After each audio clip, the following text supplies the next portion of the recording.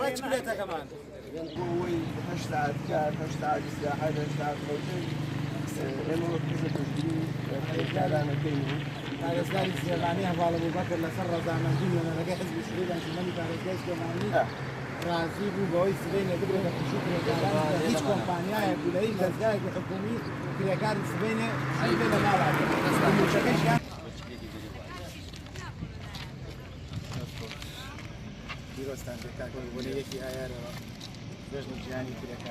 السلام عليكم ماما جامعني نبي hoş geldin kardeşim.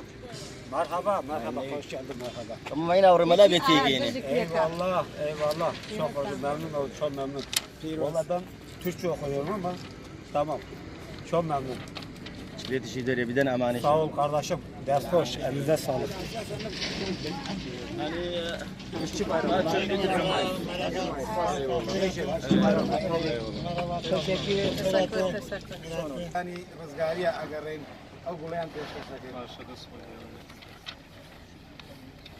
براي من لغونية في آيات ذكر كلامي جهانية